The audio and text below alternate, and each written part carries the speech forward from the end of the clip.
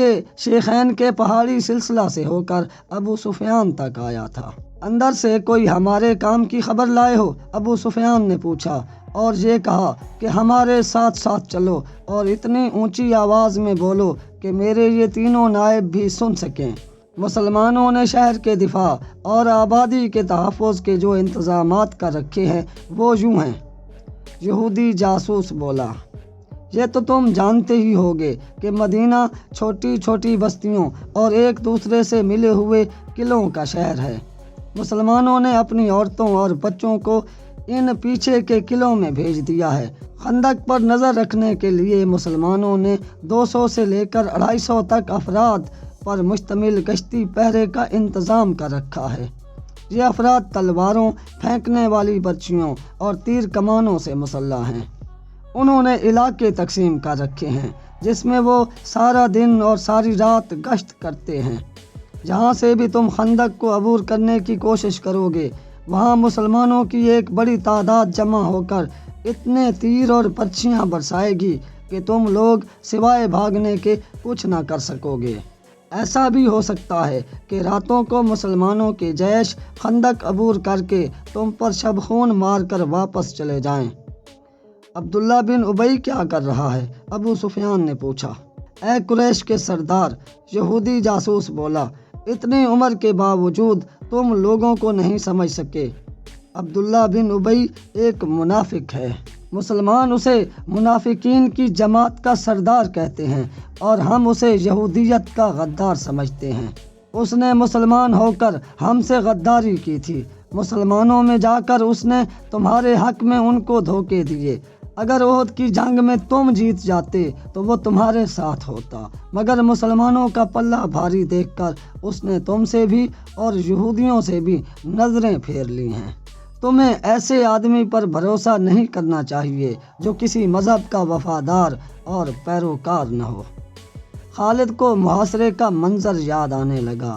لشکر کا جو حصہ اس کی کمان میں تھا اسے اس نے محاصرے کی ترتیب میں کر لیا تھا۔ یہ محاصرہ 22 روز جاری رہا۔ پہلے 10 دنوں میں ہی مسلمان خوراک کی کمی محسوس کرنے لگے، لیکن اس کا قریش کو کوئی فائدہ نہیں ہو سکتا تھا کیونکہ وہ بھی اپنے ساتھ خوراک بہت کم لائے تھے۔ ان کو گمان تک بھی نہ تھا کہ مسلمان ان کو لمبے عرصے تک محاصرے کے لیے مجبور کر دیں گے۔ اس لیے خوراک کی جس کمی کو شہر والے محسوس کر رہے تھے اس سے زیادہ کمی قریش کے لشکر میں اپنا اثر دکھانے لگی۔ سپاہیوں میں نمایاں بے چینی نظر آنے لگی۔ ابن ہشام کے مطابق شہر میں خوراک کا کوئی ذخیرہ نہ تھا اور لوگوں کو نصف خوراک دی جا رہی تھی۔ منافقین اور یہودی بھی در پردہ حرکت میں آ چکے تھے۔ یہ تو معلوم نہ ہوا کہ یہ آواز کہاں سے اٹھی تھی مگر پورے شہر میں پھیل گئی۔ محمد ہمیں کیسی بری موت مروانے کا بندوبست کر رہا ہے۔ ایک طرف وہ کہتا ہے کہ جلد ہی کیسر و کسریٰ کے خزانے ہمارے قدموں میں پڑے ہوں گے، اور دوسری طرف اس کی نبوت کا اتنا اثر بھی نظر نہ آیا کہ آسمان سے خوراک ہی اترنے لگے۔ لوگ مسلمان تو تھے مگر بھوک تو ان کو بھی لگتی تھی، اس لیے وہ ایسی آوازوں پر کان لگانے لگے تھے۔ ایک دن ایک آواز ایسی ابھری کہ یہ سب آوازیں دم توڑ گئیں اور مسلمانوں کے پیٹ کی بھوک بھی ختم کر گئی۔ کیا تم خدا سے یہ کہو گے کہ ہم نے خدا سے زیادہ اپنی بھوک کو مقدس جانا تھا؟ یہ ایک کڑکدار آواز تھی جو مدینہ کے گلی کوچوں میں سنائی دینے لگی۔ آج خدا کو وہ لوگ عزیز ہوں گے جو اس کے نبی صلی اللہ علیہ وآلہ وسلم کے ساتھ بھوکے اور پیاسے جانے دیں گے۔ خدا کی قسم، اس سے بڑی بے عزتی مدینے والوں کے لیے کیا ہوگی کہ ہم اہل مکہ کے قدموں میں جا گریں اور ان کے غلام بن جائیں اور کہیں کہ ہمیں کچھ کھانے کو دو۔ رسول اکرم صلی اللہ علیہ وآلہ وسلم شہر کے دفاع میں اس قدر سرگرم تھے کہ آپ صلی اللہ علیہ وآلہ وسلم کے لیے دن اور رات کا فرق ہی جیسے ختم ہو گیا ہو۔ آپ صلی اللہ علیہ وآلہ وسلم اللہ کے آخری اور محبوب نبی تھے۔ آپ چاہتے تو معجزے بھی رونما ہو سکتے تھے، لیکن آپ صلی اللہ علیہ وآلہ وسلم کو یہ احساس تھا کہ ہر آدمی پیغمبر اور رسول نہیں ہے۔ اور نہ ہی کسی اور انسان کو آپ صلی اللہ علیہ وآلہ وسلم کے بعد اس منصب پر فائز کیا جائے گا۔ اس لیے آپ صلی اللہ علیہ وآلہ وسلم انسانوں کے لیے ایک ایسی مثال قائم کر رہے تھے کہ اللہ تعالیٰ نے جو انسان کو طاقتیں دی ہیں ان کو ثابت قدمی اور صبر سے استعمال کرے تو وہ معجزے جیسے کام خود ہی انجام دے سکتا ہے۔ محاصرے کے دوران آپ صلی اللہ علیہ وآلہ وسلم نہ صرف ایک سالار تھے بلکہ آپ صلی اللہ علیہ وآلہ وسلم ایک سپاہی کی طرح بھی کام کرتے تھے۔ آپ صلی اللہ علیہ وآلہ وسلم کی اسی حالت کو دیکھ کر مسلمان اپنی مشکلات بھول جاتے اور بعض تو خندق کے قریب چلے جاتے اور قریش کو بزدل کہنے لگتے تھے۔ یہ 7 مارچ 627 عیسوی کا دن تھا جب ابو سفیان نے پریشان ہو کر کہا، کوئی حبیب بن اخطب کو بلاؤ۔ اس کی پریشانی کی وجہ یہ تھی کہ صرف 10 دنوں میں ہی اس کی خوراک کا ذخیرہ بہت کم رہ گیا تھا۔ سپاہیوں نے قرب و جوار میں لوٹ مار کر کے کچھ خوراک ذخیرہ کر لی تھی، مگر اس ریگزار میں لوگوں کے گھروں میں بھی خوراک کا زیادہ ذخیرہ موجود نہیں ہوتا تھا۔ قریش کے لشکر میں بددلی پھیلنے لگی۔ اپنے لشکر میں یوں مایوسی پھیلتی دیکھ کر اس نے یہودیوں کے ایک قبیلے کے سردار حبیب بن اخطب کو بلایا جو قریش کی خفیہ مدد کے لیے لشکر کے قریب ہی موجود تھا۔ وہ تو اسی انتظار میں تھا کہ اہل قریش اسے بلا کر اس سے مدد مانگیں۔ مدینہ سے کچھ ہی دور ایک یہودی قبیلے بنو قریظہ کی بستی تھی اور اس قبیلے کا سردار کعب بن اسد تھا جو اسی بستی میں رہتا تھا۔ اس رات جب وہ گہری نیند سویا ہوا تھا، دروازے پر زوردار دستک سے اس کی آنکھ کھل گئی۔ اس نے اپنے غلام سے کہا، دیکھو باہر کون ہے؟ حبیب بن اخطب آیا ہے۔ غلام نے بتایا، رات کے اس وقت وہ اپنے کسی مطلب سے آیا ہوگا۔ کعب بن اسد نے غصیلے انداز میں کہا، اس کو کہو کہ میں اس وقت تمہارا کوئی مطلب پورا نہیں کر سکتا، دن کے وقت آنا۔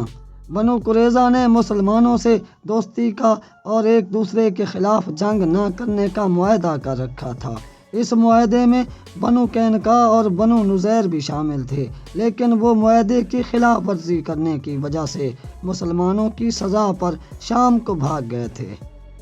صرف بنو قریظہ نے معاہدے کو برقرار رکھا اور اس کا احترام کیا، اس لیے مسلمان جنگ خندق میں اس قبیلے سے کسی قسم کا خطرہ محسوس نہیں کر رہے تھے۔ حبیب بن اخطب یہودی تھا اور کعب بن اسد کو اپنا مذہبی بھائی جان کر اس کے پاس مدد کے لیے گیا تھا۔ وہ کعب بن اسد کو معاہدے سے ہٹانے کے لیے آیا تھا، اس لیے وہ غلام کے کہنے کے باوجود بھی وہاں سے واپس نہ گیا۔ کعب بن اسد نے اسے پریشان ہو کر اندر بلا لیا۔ میں جانتا ہوں تم اس وقت میرے پاس کیوں آئے ہو۔ کعب بن اسد نے اسے کہا، اگر تم ابو سفیان کی طرف سے آئے ہو تو اسے کہہ دو کہ ہم نے مسلمانوں سے معاہدہ کر رکھا ہے اور وہ معاہدے پر دیانت داری سے قائم ہیں اور انہوں نے ہمیں پورے حقوق دے رکھے ہیں۔ کعب بن اسد ہوش میں آ۔ حبیب بن اخطب بولا، بنو قینقاع اور بنو نذیر کا انجام دیکھ لے، مسلمانوں کی شکست مجھے صاف نظر آ رہی ہے۔ 10,000 کا لشکر مسلمانوں کو کچل ڈالے گا اور پھر یہ مسلمان تم پر ٹوٹ پڑیں گے کہ یہودیوں نے ان کو شکست دلوائی ہے۔ تم چاہتے کیا ہو اخطب؟ کعب نے پوچھا۔ قریش کے لشکر کا ایک حصہ پہاڑوں کے پیچھے تمہارے پاس پہنچ جائے گا۔ بن اخطب نے کہا، تمہاری موجودگی میں یہ مسلمانوں پر عقب سے حملہ نہیں کر سکتے۔ تم قریش سے مل جاؤ اور مسلمانوں پر ایسے حملہ کرو کہ تمہیں جم کر نہ لڑنا پڑے بلکہ ضرب لگا کر پیچھے ہٹ جاؤ۔